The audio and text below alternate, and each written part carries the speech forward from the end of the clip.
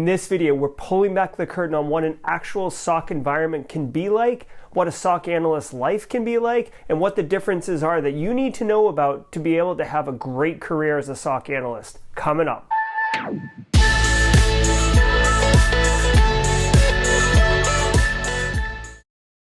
Hey everybody. Now you might have an idea of what a security operations center is actually like. Maybe you're an aspiring SOC analyst who's working hard to get the skills to be able to get that job, or you're already a SOC analyst and you're wondering the environment that you're working in, is this what it's really like? Are there any other options?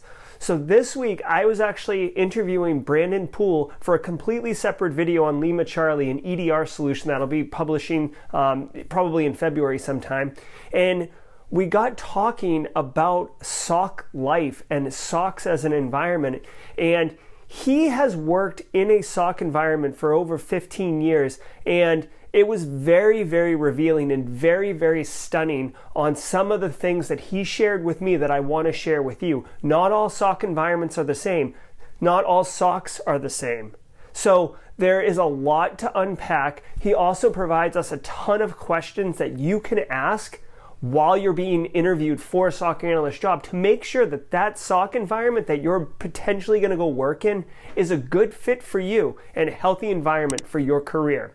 Now, really quick before we get into the interview, I want to introduce myself. My name is Jerry Ozier, and this is Simply Cyber. It's a YouTube channel designed to help you make and take a cybersecurity career further, faster. And on this channel, we interview experts like Brandon about SOC environments, and we do labs, and we work through tools and platforms, and we talk about the industry. So if that is interesting to you, consider hitting the subscribe button, bells for notifications. We publish videos just like this every Monday.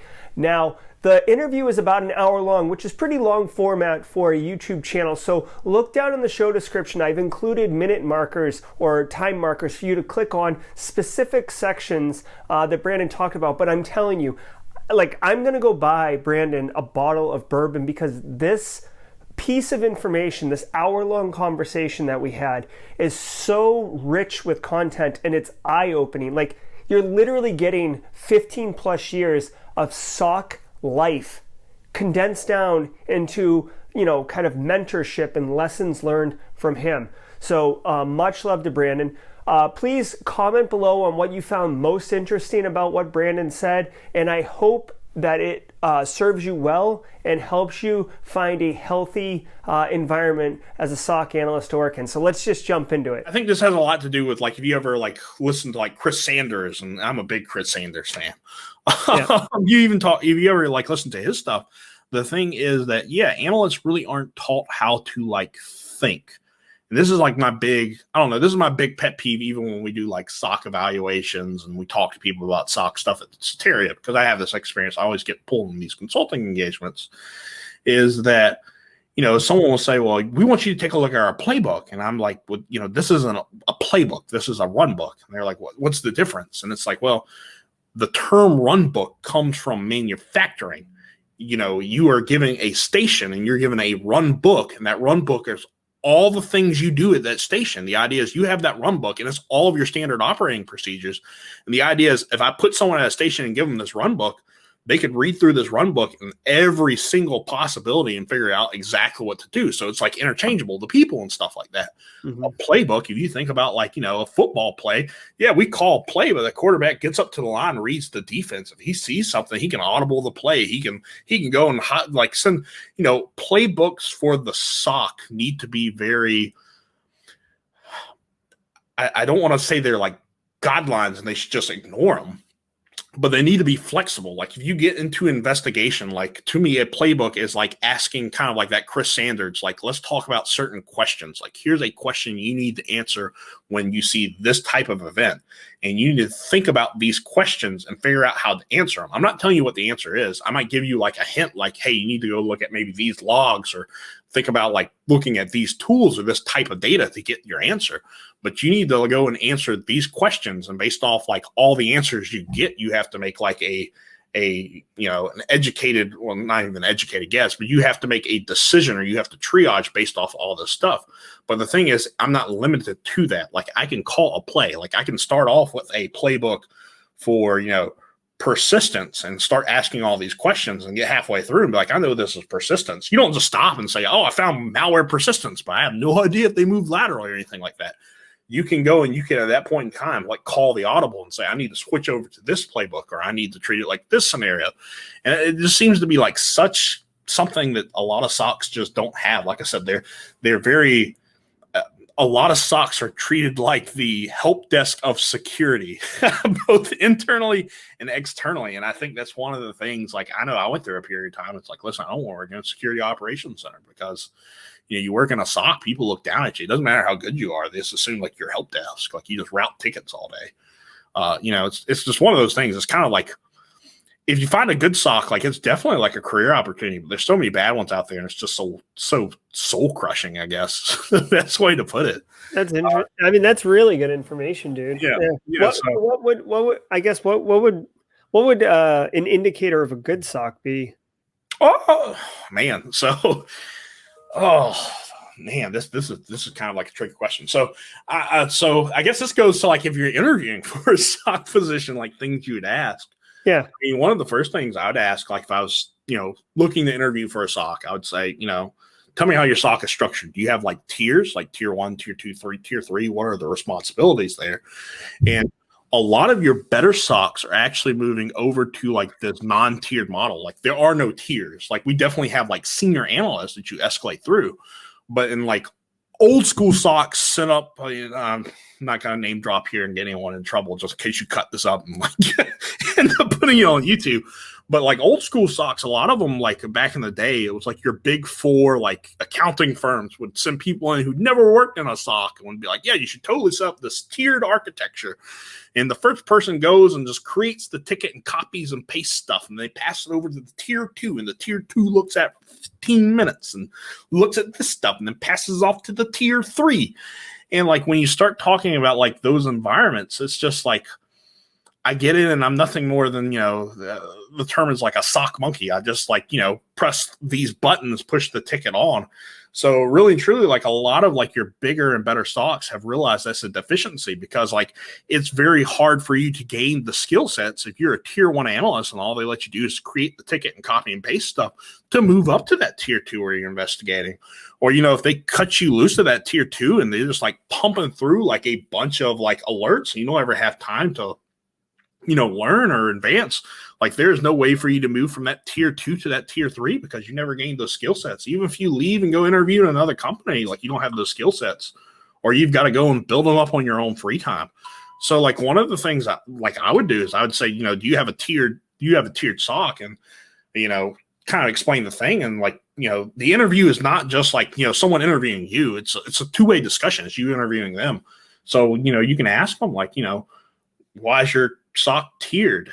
What's your, another good question is like, what's your retention for new analysts after 1 year? What's your retention of, new analysts after 3 years? Most of them aren't going to have an answer to that question, but you can say like, hey, I need an answer to this question, not today, but if you can get back to me and just talk to your HR people, like HR people keep these statistics, get back to me in a week. That's another tell. Like if you see like after 3 years of the retention rate of new analysts is something like 10%, like, you're ideally looking for something like, ideally 90 or higher after 3 years, 90%. 10% would be a gross red flag. Yeah. Well, I mean, that's what some of them are. I mean, like, what is it? Reading room, dark reading room. I think like there's plenty of surveys out there talking about how like SOC analysts, like the average like lifespan of SOC analysts was like 18 months at one point in time. Like they get in, spend 18 months at an organization, like peace out. Yeah. So, I mean, like, those are questions. And then like, if they do say they have a tiered, it's like, what is your progression plan? Do you offer like this time for, self-improvement? And that's kind of a tricky place because there's a lot of places that want to give you like any time to necessarily improve yourself. But I don't think that if you're working in a security operations center where your job is to be on the lookout, trying to, detect all of these emerging threats, if they don't give you time to go and like research these emerging threats, figure out how to detect them and stuff like that, like you're not staying current. If you're not staying current, you're surely not helping the organization. So that's like another question. Like how do you like make sure your analysts are staying up to date on like emerging threats? And if they're not, or if they're just saying like, that's the vendor's job, that's another red flag. Like even if the vendor's writing the rule, you still have to like understand enough about like what the rule is detecting on and, some other contextual events you need to look at. So, I mean, that'd be like another thing that I'd look at for like a SOC. What about the question of, because I haven't worked in a SOC per se, and but someone I know worked in a SOC, and they were telling me one of their frustrations was like, they were an MSSP, like they would find a problem, they would find a serious issue, and then they would fire it over to the client and say, hey, you got this issue, and then they'd never be able to work it. So it was like they never had satisfaction of the investigation and then the closure of the event. So that goes back to like the tierless SOCs, and that's the one reason that you see so much better stuff with the tierless SOCs, because the idea is the analyst who picks up that alert sees it all the way to the end. I might hit a point where I can't go any further, but there's a senior analyst, or you'll say it's something with like network related. There's a network SME that I bring into my alert. I don't hand it off, but he comes over to me and we'll saddle ride, we'll screen share, something like that. And he will talk me through his analysis and how he comes to that conclusion. So in a way, it's a just-in-time training. I take the notes and I learn that stuff. And then in the future, when that event or that alert comes in, hopefully I won't have to go to that SME, or maybe I do have to go to that SME like the next 2 or 3 times. But then after that, I should be able to like work it all the way to the end until I see some other weird alert and I've got to go to that SME. But yeah, that's another common thing with SOCs is, I said the whole thing about SOCs being like a security help desk, and MSSP, that is 100% true, because like you route the thing to the customer. And the idea is like, hopefully your customer is competent enough and cares enough to actually take an action. Even internally, like sometimes like you investigate the stuff, or maybe like you don't even really get to investigate it because you don't have data there.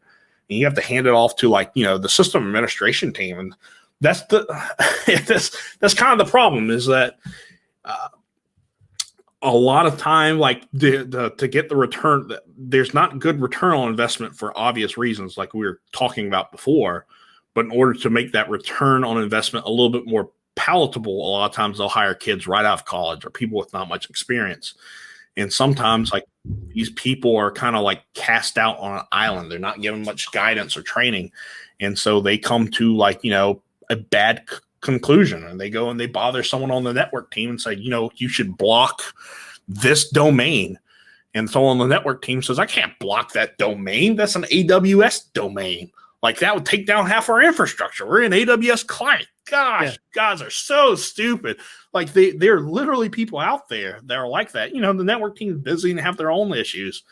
And that happens a couple times, and that's the whole thing. Like they just get to the point where they're just like, the SOC sent me something again. It's probably like false positive. They don't know what the hell they're talking about. I'm just going to ignore it. Like that's definitely an issue.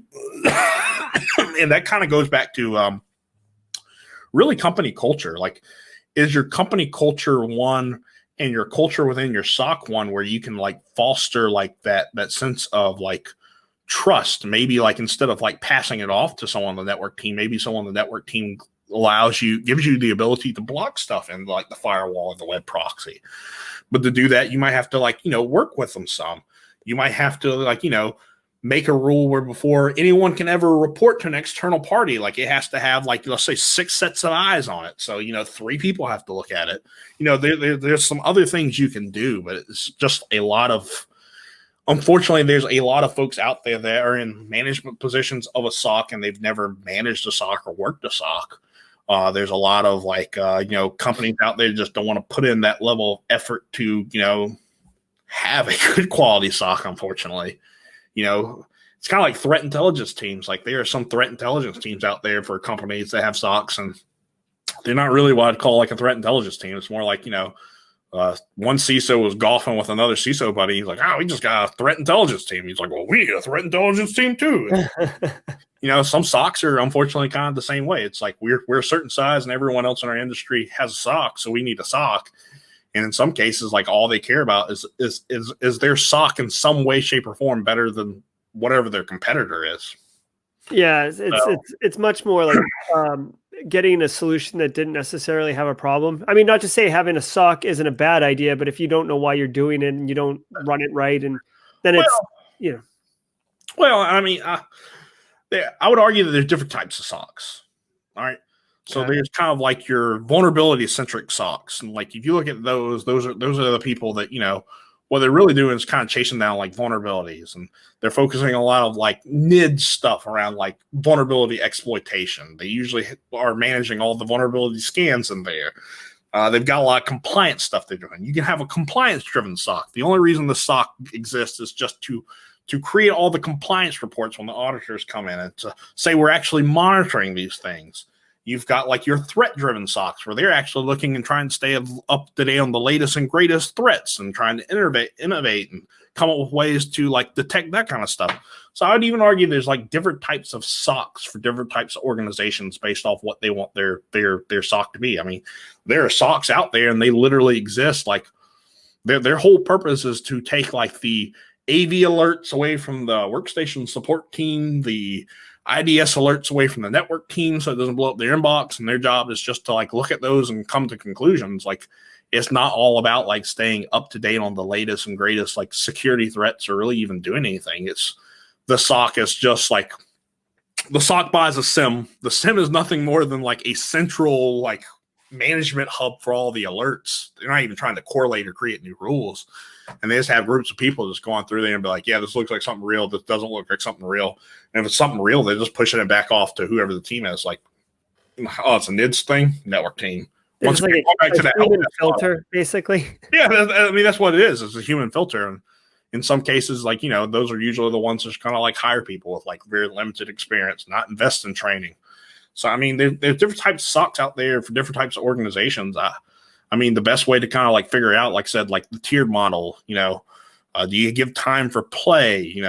What are some, you can even ask them questions like, what are some like weak points in your SOC? What are some issues that you have in your SOC, and what are you doing to like shore them up? Like you can ask some of these questions. Like the world is your oyster. I don't know if there's really a good way to like, there's a ton of good questions. I don't know if I could give you like enough questions though, because I was just curious, Yeah, these are all good ones. Plus, I mean, I don't know how many job interviews you've been in. I guess even if you're the interviewer, it still counts. But like most of the time, interviews can be like an hour, and it's like 45 minutes of being asked questions, and then you're given some time to ask questions. And most people, everybody at the table wants to respond or take an opportunity to respond to the question. So you only end up getting to ask one or two.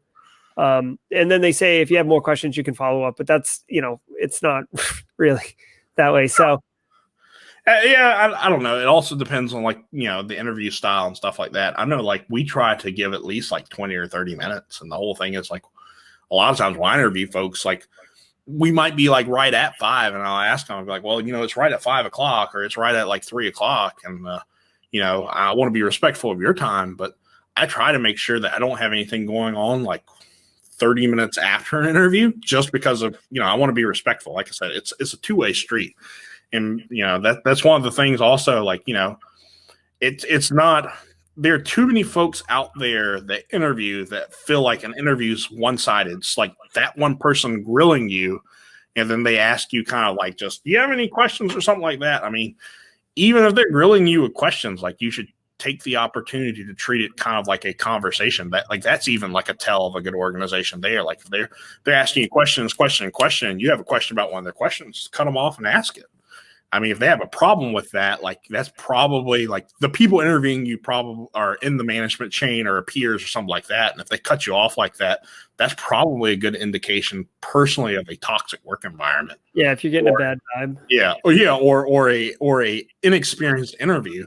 And like I said, like if you try to ask a question back and the person like, cuts you off or reacts in a negative way, and like someone else in the room doesn't like, put the kibosh on that to me, once again, is like a toxic work environment. That's probably someplace I personally want to avoid. But, now we're talking about interviewing and things to look at and stuff like that. No, I know. I mean, I've even put the title card below as SOC Light, because we're talking about different kinds of SOC environments. And, dude, I mean, there's a lot of people who want to get into a SOC. And, I didn't know that. Like you just listed off like 3 different kinds of SOC environments and pros and cons to each of them. I've always been kind of operating as a SOC is a SOC is a SOC.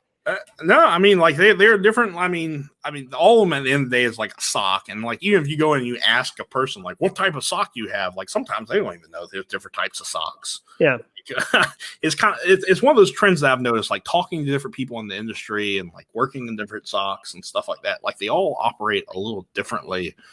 Like I said, SOC's a unique environment, and I don't know this I'm about to say this probably is going to end up with me getting like a gatekeeping title or something like that. Me saying this, so feel free to cut this out. right. But there's a lot of people, and it's like, well, I want to break into cybersecurity. I got the cybersecurity degree, and I want to start someplace. You think a SOC is a good place to start? And to be honest, like no.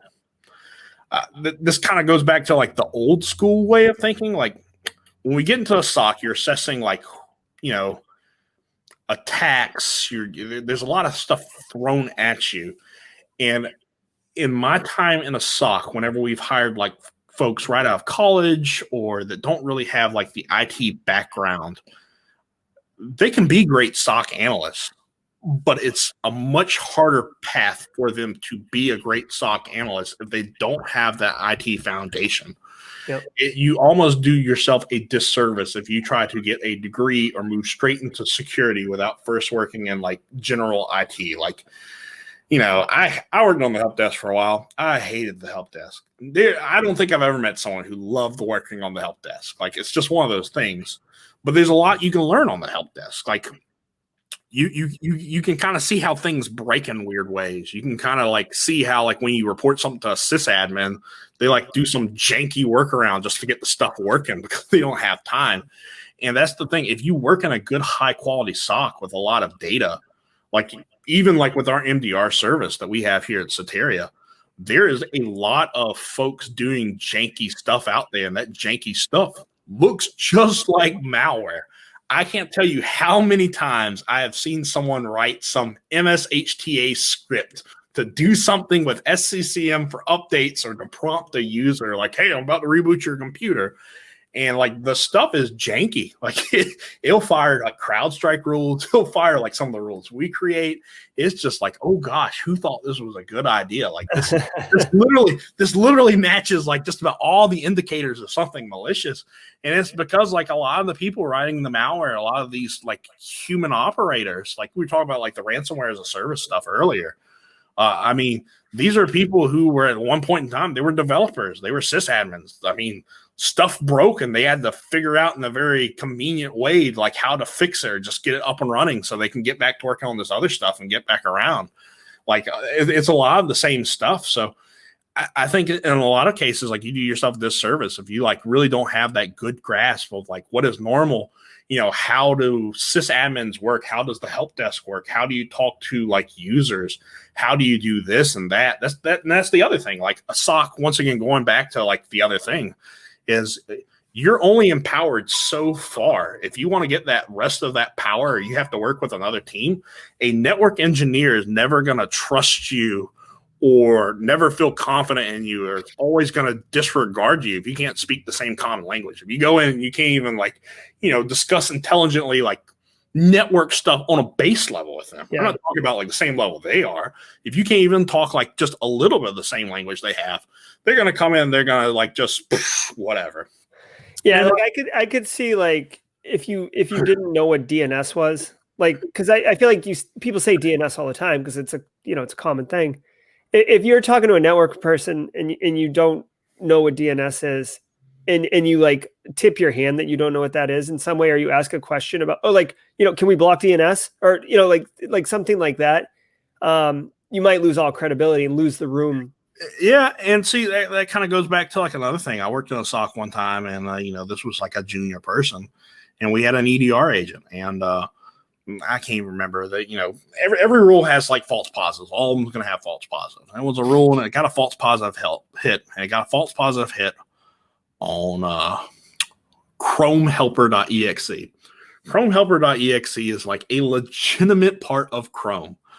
But they just went and said, I don't know anything about chromehelper.exe. And so they went to Google and they typed in chromehelper.exe and then typed malicious after that.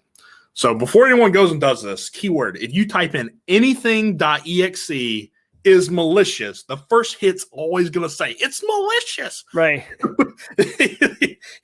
I guarantee you.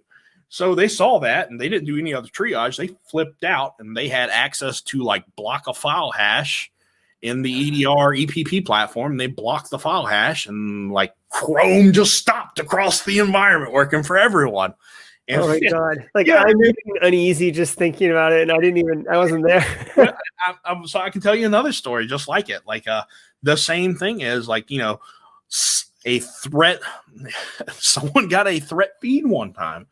And the threat feed was like, hashes and IP addresses. And one of the hashes there was for winword.exe. It was the legitimate signed winword.exe. If you read the report that went with the indicators, the user sent a mal document. It was a maldoc, so an email attachment, and it had PowerShell in it. They hashed the document, and for whatever reason, the person in the report hashed the Windows binary too. This person said, I'm going to be really, really good and proactive. And we have a whole nother like long conversation on threat intelligence and how it's misused and stuff like that. But this person like didn't understand really how to like use threat intelligence data properly.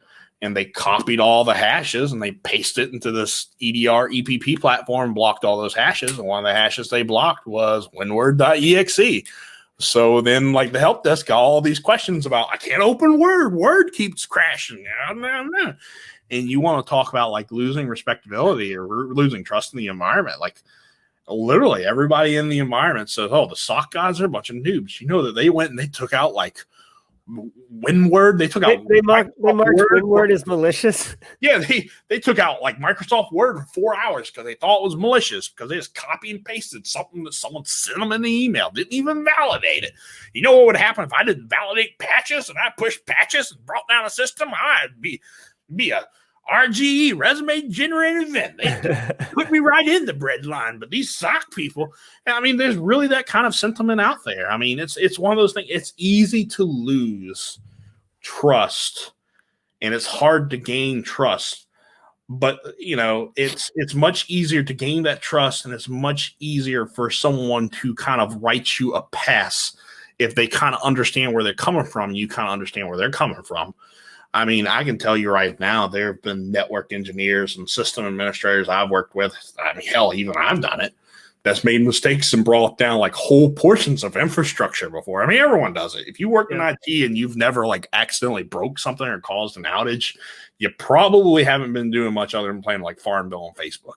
Yeah, I brought down an entire business once with a unjoined SQL rule that I was developing in production because we didn't have a dev test environment, and I forgot to join a where clause, and it was a problem. Yeah. I mean, everyone. If you've worked in IT long enough, everyone's got one of those things. But the thing is, like, people understand that.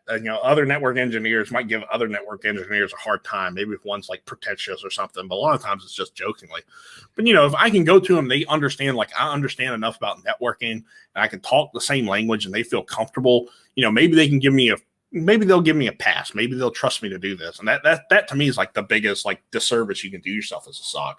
I mean, by far, like if you want to go get you a degree in cybersecurity and go like you jump into a SOC straight off, I mean, that's fine. I'm not even saying you can't do, you can't be awesome or amazing. But if you look across the industry, and this probably also is like biased because SOCs didn't exist back then.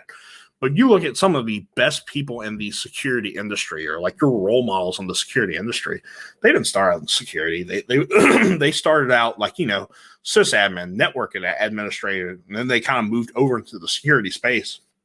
And I would argue that's probably why they are role models and why they are so well respected and so knowledgeable, is because, the perfect example I'll give is I worked a place one time, we had a pen test. All right. So we had a pen test, and pen tester came in. Pen testers come in, they give their report. They do like an interview before like C-suite and usually like some of the engineers. And one of the things they found was like this vulnerable application. This vulnerable application was a third-party application that used Apache struts. Apache struts probably make some people's ears perk up because they just think back and they say, oh man, that's how Equifax happened. Equifax. And to be fair, like Equifax kind of got like a bad rep over it. So what most people don't realize is like, yeah, Apache struts, like you can go and you can install it. It's a Linux application, but it's more than just a Linux application. It is actually a enterprise Java framework that you integrate and hook your code into. So it's like a framework that kind of like you hook your code and you code into. It's like a coding interface almost. It's also an application. Does a bunch of web stuff on the back end. For you to update Apache struts, because they change the way the stuff works and it's your code is compiled into it, you have to recompile all of your code. If you have some big monolithic Java program, it could take months for you to read, especially if they're deprecating commands because they're insecure. It could take you months to find all of that and do all the regression testing and get all that stuff. That's not an easy thing to patch. And in this case, it was a third-party vendor. They used Apache struts. There was Apache struts vulnerability. I mean, there's always Apache struts vulnerabilities, it seems like.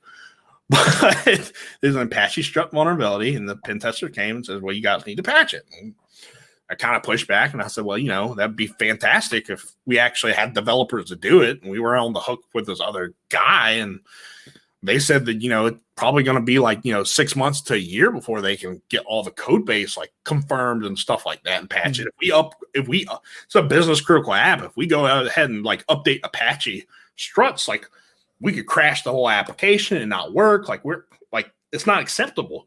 Like, can you give me another like recommendation? There's more than one way to skin a cat. Can you give me another like recommendation on how to like mitigate this or reduce the attack surface? And like the pen tester just kind of looked at us and was like, "Nah, you got to patch, man. All you can do, just patch it." And come to find out, like most organizations, whenever they hire a pen tester, they do ask for you to send a bio and a resume and stuff like that over. And this was a kid right out of college. He'd never worked in like in the industry as a sysadmin or anything like that before. But I mean, there's plenty of other recommendations you can do. You could have said, well, I can do some playing around, or I know that, and when we come up with some kind of like signature, or I know like, if you go to like the merging threats, the big snort Suricata rule set, they have like, a rule for this vulnerability for Apache struts, and you can just put it in IPS mode and you can block those exploits. Or, we can talk about like cutting down the fire. I mean, there's a million ways. You can move it into the internal and just have a jump box into it. I mean, there's a bunch of different ways you can talk about doing it. You can say, well, application whitelisting is hard, but it's pretty easy if you only focus on one box. Maybe you just go and you just like turn on app locker when this is a Linux box, of course, but there's other things you can do. Like there are other controls you can put in place, but the thing is, like, they didn't understand enough about like Linux system and system administration and what was even possible to give like a good recommendation. And like that put such a sour taste in my mouth. That's kind of how I ended up in security, to be honest.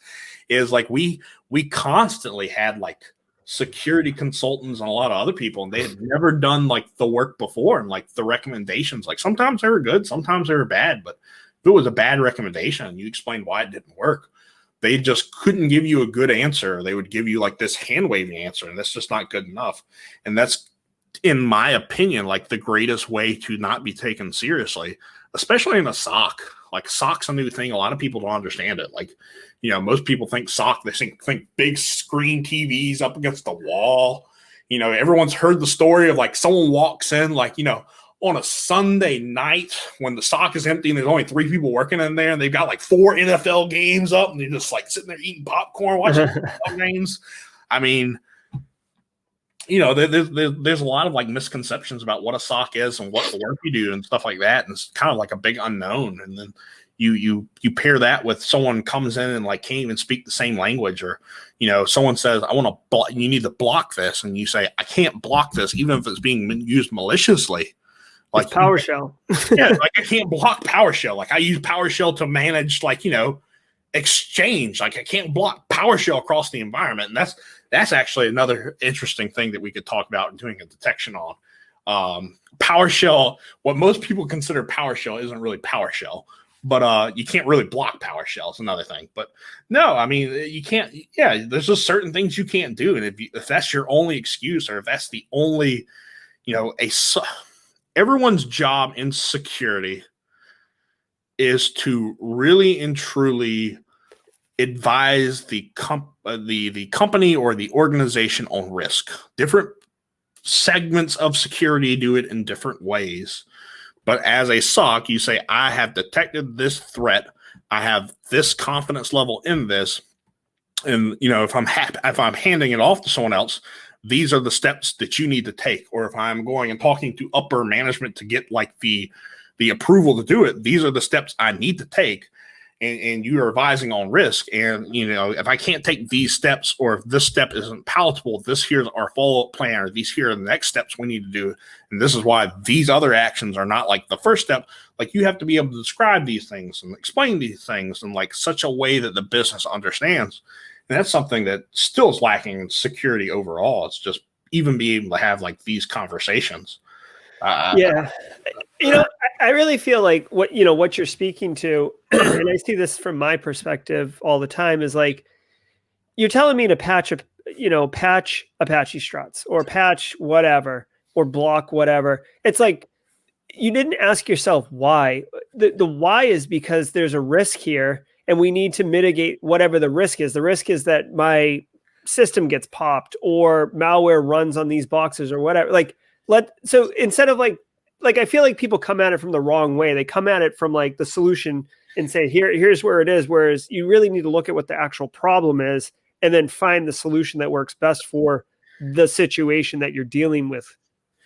Yeah, it's one of those things because I laugh because I think everyone has, a lot of people.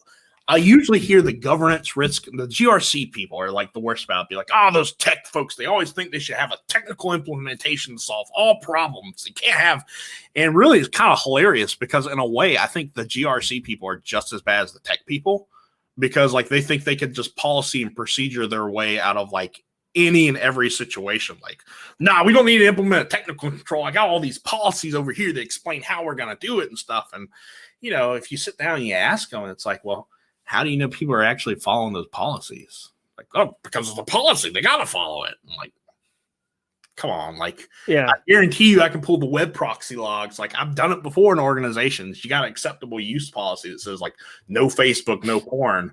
You go through the web proxy logs, like you can see people going to porn and Facebook. Like, yeah, you aren't popping those people. You aren't looking. It's one of those things that, yeah, you're right. It's tech people focus too much on tech and don't ask the question about what's the business impact. What does this actually mean? The compliance people are kind of like, they're much better at it, but they also like don't ever ask themselves, like, is this really the best way to approach this? Or is this the best way to really achieve this goal? Really and truly, a lot of times what you need is somewhere in the middle. Like sometimes it makes sense to patch a box. Other times it doesn't make sense to patch a box. Maybe we just have like, write an exception for the box and we just accept the risk because like the box is like a dev box. Who gives a shit? It's not even exposed. Like who cares if the pen tester, exploit these 12 other vulnerabilities, got into our environment and ended up on this dev box and has like a high finding. It's a dev box. Like, come on. I'm more concerned about like the medium and lows he chained together to even get access to that dev box. I should be. Yeah. And that's another good point that I feel like, more junior people in the industry don't fully appreciate is that sometimes it's okay to do nothing. It's okay to accept the risk, because of the circumstances. It's not okay to accept the risk just because it's hard or because, you don't know what to do. That's not okay. But like you said, with the dev box or, you've got a policy that, everybody's got to have unique ID or something. And this one application can't do that because it's an old app and it only has a single user account, but there's only 4 users and they all have, unique access into the room that computer has access. So you've addressed the risk, right? Like you can't get in there unless you're an individual. You could track it. It's not clean, but there's the coverage that you're looking for, that risk is addressed. Yeah, I mean, it's just real. I don't know. It's kind of interesting, and this even comes up in like certain incident response like situations. Like you get in, and let's say it's like a human actor, and they're still in the environment operating. Like in the case of ransomware, like ransomware is kind of interesting because most of the time it's smash and grab. By the time like you get a phone call, like they've ransomed everything. A lot of times, like the ransomware actors don't even care about persistence. Like your normal kill chain doesn't even always apply because it's, like I said, it's smash and grab. They get in there, deploy the ransomware.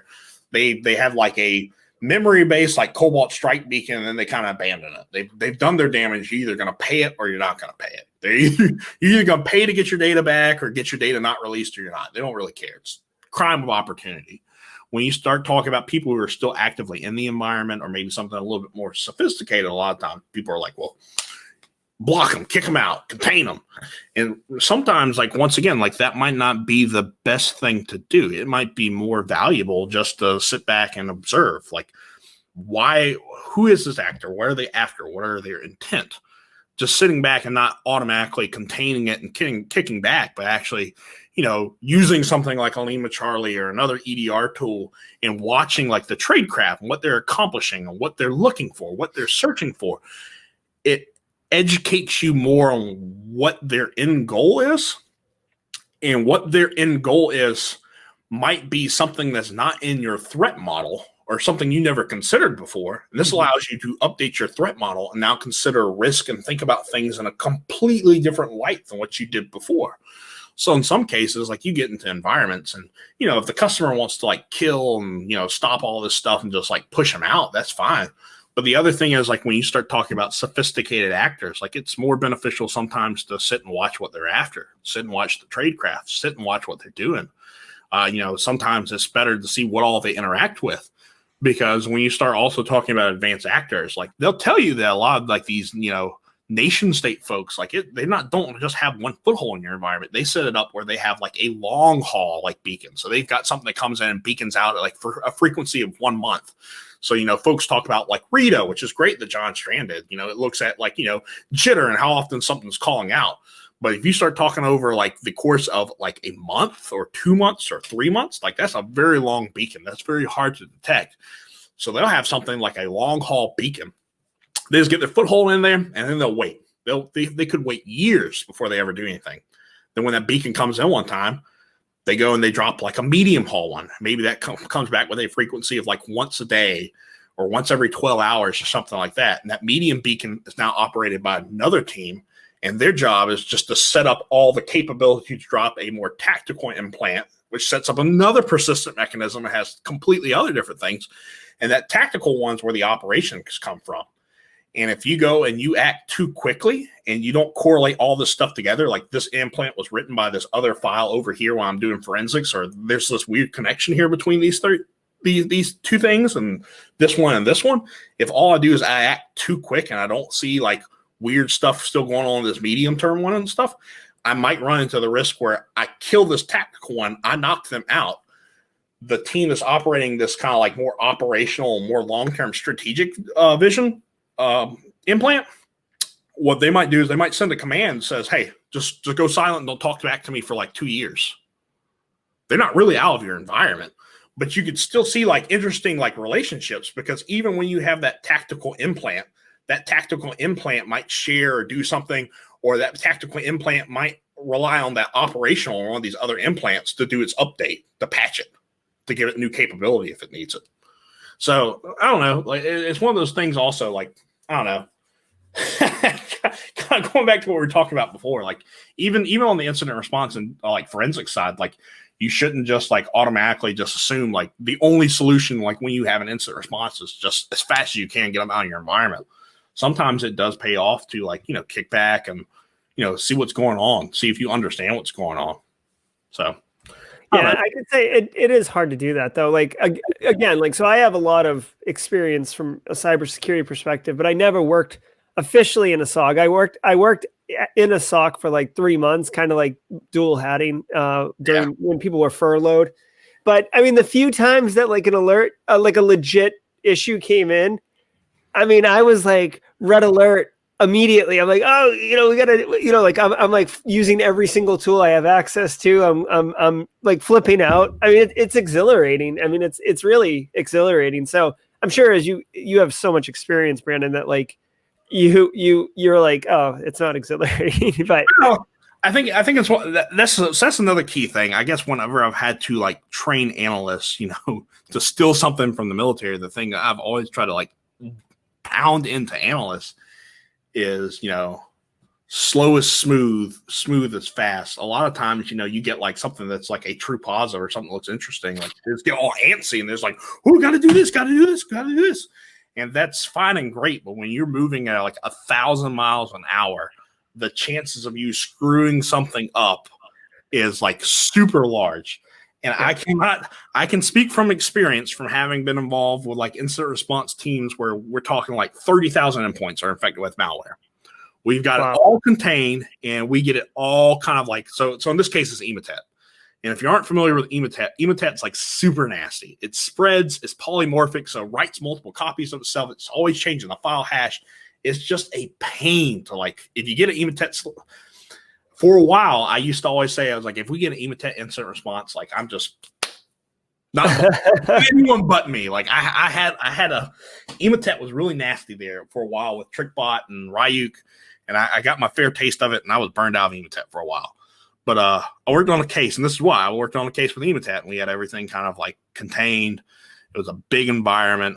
We had like went through and like pretty much remediated most of the machines, and someone got like too antsy about something, moved too fast, broke containment, and all like 30,000 endpoints got all reinfected with Emotet within like 20 minutes. Just and it was like, it was like 80 hours just to get like all cleaned up and everything. So it's one of those things that I think, yeah, it comes with experience. It comes with knowledge. It also comes with like training and stuff like that. And it's, take a deep breath. I'm not saying like drag your feet slow, but like, move with purpose. Don't move quick. Don't move just to move. It's one of those things. It goes back to what I was saying earlier. Everyone's going to screw up. Everyone's going to do it. I've made my fair share in operations. I made my fair share of mistakes in security. Everyone has, everyone will. But it's one of those things to always kind of keep in your mind. Like, yeah, it's exciting. It's definitely like adrenaline rush and stuff like that. But just, all right, let's think about things. That's where those playbooks come in handy. Like those playbooks. There's a reason that you have playbooks. Is the playbooks are designed to give you questions. Like, I have a question about, have I thought about this? Have I done this? Have I looked at this? I need to look at all these answers. I need to consider all this stuff. And that's the whole reason that a playbook is there. Like I said, it's not a standard operating procedure. It's not a run book. It's not forcing you to do something. It is there to guide you, to force you to slow down. What is it? The book, Thinking Fast, Thinking Slow. It's a great book. You got to read it. If you haven't read it, you got to read it. But, there's the two types of thinking. There's like type 1 and there's that type 2 thinking. You want to get out of that really quick reactionary thinking. And that's the problem that really like plagues a lot of SOCs. When you aren't tuning the way you should, when you have a bunch of like alerts coming in, if a rule is not of value and you leave it on, you don't turn it off. Like people are afraid of missing things. Like you get into a SOC, people are like, I can't tune that rule. What happens if I miss something? I over tune it. Can't turn that noisy rule off because what happens if it detects something bad the one time? If your detection strategy relies on a single rule firing, you have a very brittle detection strategy that needs to be reevaluated. Mm-hmm. Go back to that concept of defense in depth. You have the same thing in a SOC, detection in depth. You should be able to detect something multiple different ways. If you have something that's noisy, something that's generating a lot of value, bringing a lot of value, a high false positive, and you're not tuning it and stuff like that, what that does is it puts people in that type 1 state, that reactionary state. Oh, I've seen this rule 1,000 times. It's always been a false positive. I'm kind of glance at it. Yep, looks about the same, close. And what happens is they don't actually ever like think through. They don't go and ask those questions anymore. And that is how people get breached most of the time. Most people with SOCs, I can tell you firsthand, they had an alert that went off. They detected it. The problem was that the alert that went off was a alert that was commonly a false positive. It was alert that someone just said, yep, looks just like another false positive. They closed it. It was that they didn't have a playbook walking them through, forcing them to understand. They weren't in that type 2 thinking. So it's one of those things that's really what you want to do is you want to have people in those type 2 kind of that type 2 thinking mode, that actual like following through, asking questions, trying to follow like research data. A SOC should not be a boring job. Like you should have stuff tuned so tight that you're still going to have false positives. You don't want to overtune where all you get is true positives, because now you definitely got to have like some true negatives. Right. That means that if you're doing that, you can get around that by having more rules and overlapping rules. And that's a perfectly valid solution. But once again, you have to now have like a detection engineering practice. That detection engineering practice has to be informed by a threat intelligence practice, which is understanding how techniques are evolving and what kind of data sources you need to detect this. Like, there's a bunch of other things that a lot of SOCs just don't have the capability to have. Well, and I feel like detection engineering is, a relatively newer discipline, and it's a more advanced skill, and you definitely have to have the IT background to understand what you're, how you're configuring those stacked stacked events. So it's true detection versus, like you and I had talked about this once before, like you just WMI runs, you can't be like, well, that's malware. Like, it has to be like, this happens and then this, a file gets written and then this happens, Yeah. I mean, there's a lot to detection engineering. I wouldn't say it's a new field. I would say that it's a field that's definitely existed in the like vendor land for a long time. But really and truly, I think a lot of kind of like your more internal based folks are now really kind of seeing the value that vendors write very generic detection rules that might not hold true for your environment or might not be as tight as what you need them. So it's very important to have like a detection engineering practice in-house. But yeah, it goes right back to that like type 2 thinking, like actually making people think very slow and methodical. And that is the key to having like a good SOC and having like good value and not making those mental mistakes. And, those playbooks kind of looping back around to what we were talking about earlier. The purpose of those playbooks are to stop and make you think about things so you don't make these mistakes, so you don't get overly excited and go down rabbit holes or, tell someone to block winword.exe and you take down the whole environment. I mean, that's what the playbooks are there for. The playbooks are there to like guide you and force you to slow down and think about things more carefully. Thank you so much, Brandon. What great, rich content and answers. Like, that was mentorship from Brandon Poole for SOC Analyst. If you found value in this, please hit the thumbs up button. Brandon, much love. You can reach out to him on social media, LinkedIn, etc. He's quite active there and always willing to engage. Now it's time for our one cool thing. My one cool thing this week, it's not brand new, but it's the show The Boys on Amazon Prime. I've been binge watching it, and it's kind of like a spin on superheroes, except if superheroes were owned by corporate people, almost like professional athletes, and they're not righteous in any way, and some of them actually have kind of a god complex, so it's a little bit graphic. It's definitely not suitable for children, but the storyline's great, the powers are interesting, the production quality is very good. So if you're looking for a new show to binge, and most people don't look on Amazon Prime Video because their content's kind of second tier next to Netflix and Disney Plus and stuff, but check out the show The Boys. All right, that's going to do it for this week. Thanks so much to Brandon, and thanks so much to you for tuning in. Until next time, stay secure.